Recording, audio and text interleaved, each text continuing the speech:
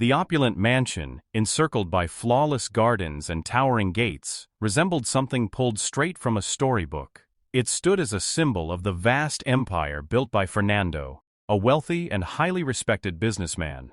He had accomplished every goal he'd ever set: wealth, fame, and a spotless reputation. To the world, his life appeared flawless. But on that bright morning, as Fernando sipped his coffee and read the newspaper on his balcony, fate was quietly preparing one of the most extraordinary days he would ever experience. "Good morning, my love," greeted his wife Beatrice, flashing a warm smile. She wore a sophisticated silk robe and cradled a steaming cup of coffee, her eyes gleaming as she watched her husband. Outwardly, she seemed the perfect partner, but there was something hidden in her gaze that Fernando, lost in his usual routine, completely missed. "You've got that important meeting today, don't you?" she asked. "Yes, it's a key step for the company's future," Fernando answered confidently, unaware that his words would mark the beginning of a dark and deliberate scheme. As he straightened his tie before heading out, Beatrice was already meeting Fernando's brother Daniel at a quiet cafe tucked away in a less traveled part of the city. "Is everything set?" she asked in a hushed, urgent tone. Daniel gave a firm nod, his eyes revealing a cold and calculated intent. "Yes, I've already tampered with the car's brakes. He won't suspect a thing until it's too late." The plot was chilling in its simplicity and lethal in its design. Beatrice and Daniel were bound by more than just greed. They shared a fierce determination to get rid of Fernando and claim his fortune. In their minds, no one would ever suspect a thing. His death would look like nothing more than a tragic, unavoidable accident. But what they didn't realize was that Clara, an 11-year-old homeless girl, had overheard every word. She'd taken shelter in the corner of the cafe's parking lot the night before, hiding from the rain. Her sharp, observant eyes took in the entire cruel conversation. Life on the streets had trained her to listen and survive. She knew instantly she couldn't just walk away. As Beatrice and Daniel left the cafe, confident their plan was flawless, Clara remained frozen, trembling, but resolute. She had to warn Fernando, even if doing so might cost her everything.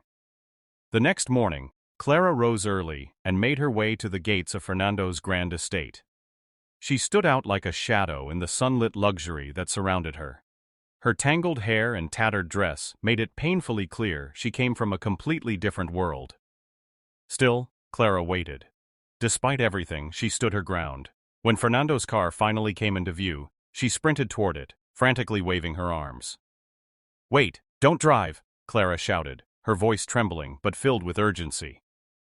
Fernando, bewildered, slammed on the brakes and rolled down his window to look at her. "What's going on? Who are you?" he asked sharply.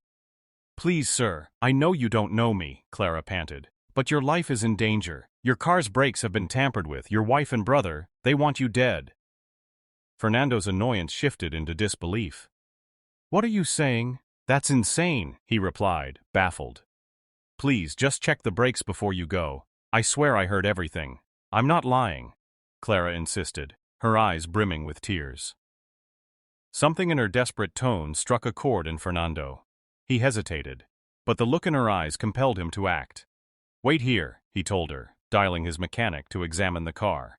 Clara's warning quickly proved accurate. The mechanic returned, his face pale and eyes wide. "Sir, the brakes were clearly sabotaged. If you'd driven off, you likely wouldn't have survived." Reality hit Fernando like a thunderclap. A storm of emotions surged within him: shock, betrayal, fury, but above all, profound gratitude for the girl who, despite being a stranger, had saved his life. He walked over to Clara and knelt down to meet her gaze. "Why did you do this? Why risk everything for someone you've never even met?" Clara stared back, her eyes steady with resolve. "Because it was the right thing to do.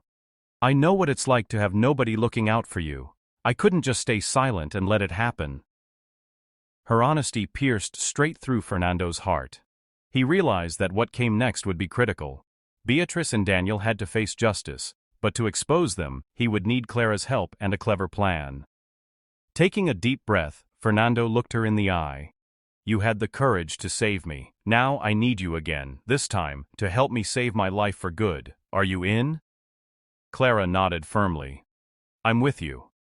Fernando led her into the mansion, his mind reeling from the discovery. The betrayal by Beatrice, the woman he'd loved, and Daniel, his own flesh and blood, weighed heavily on his heart. Seated in the living room, Fernando buried his face in his hands, while Clara stood nearby, glancing around nervously, careful not to disturb the pristine furniture.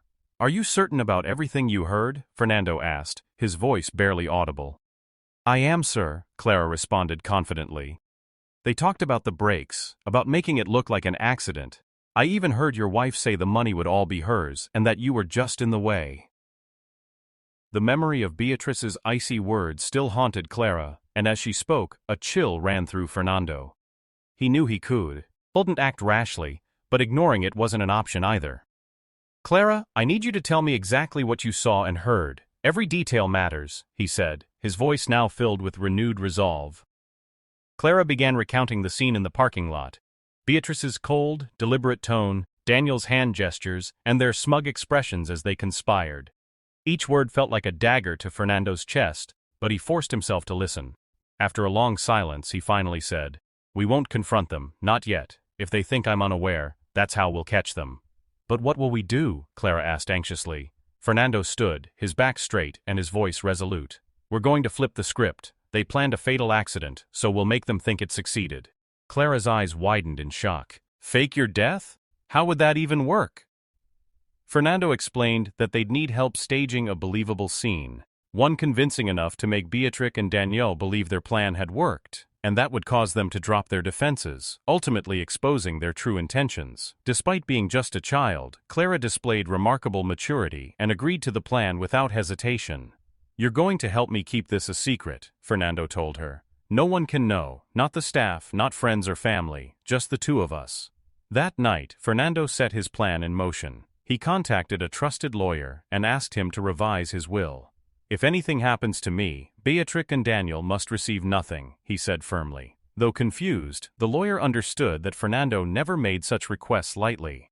Meanwhile, Clara stayed hidden in one of the guest rooms, observing the house quietly and doing her best not to draw attention. Though she had endured hardship on the streets, the mansion's opulence brought her no comfort. Only a heavy sense of tension and betrayal.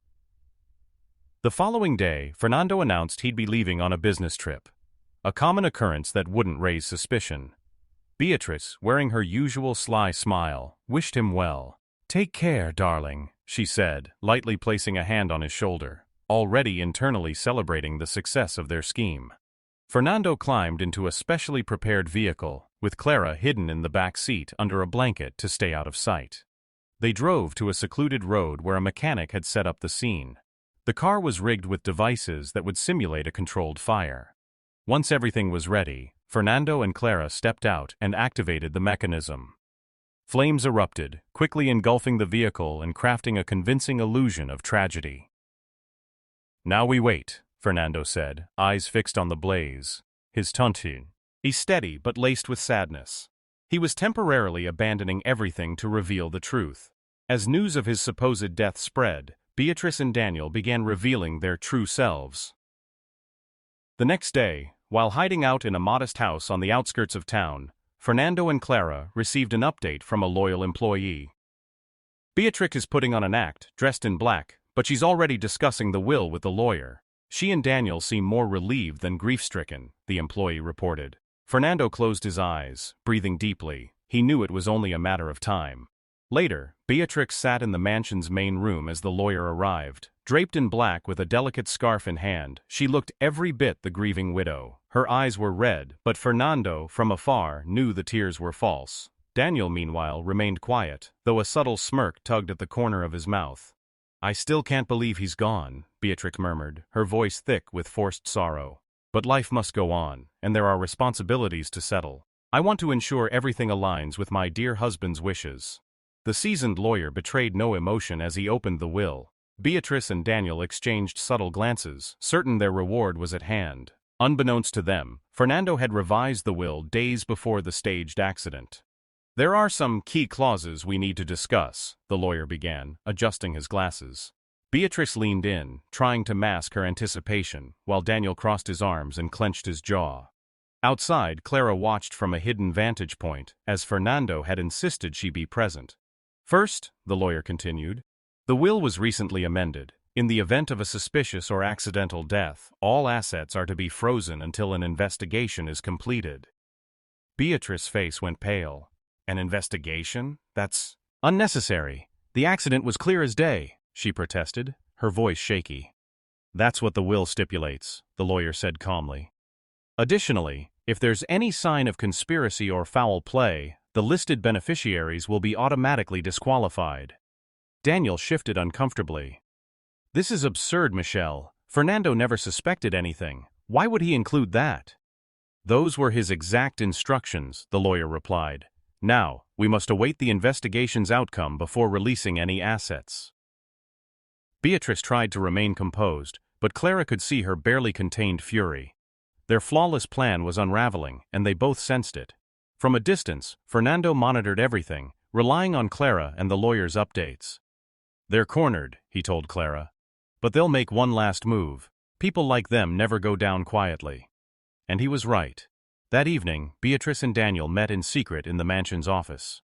We need a way out, Beatrix said, despair creeping into her voice. We can't lose everything now.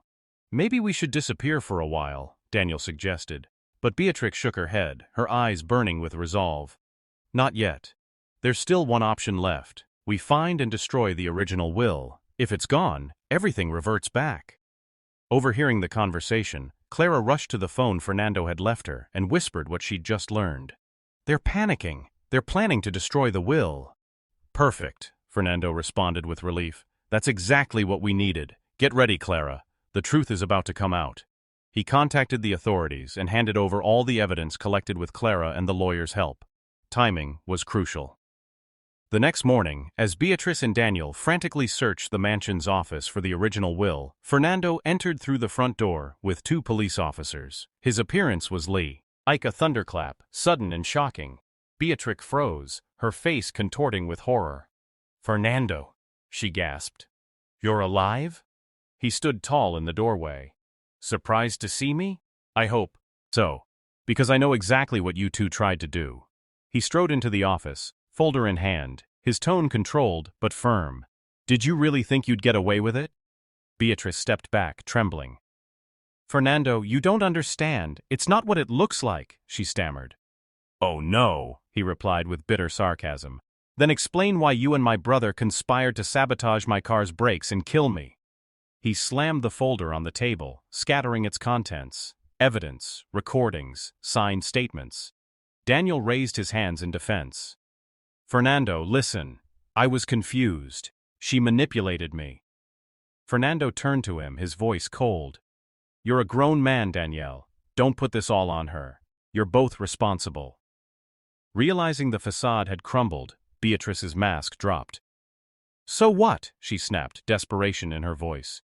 You never cared about me. All you loved was your business and your money. I was tired of being invisible, of living in your shadow.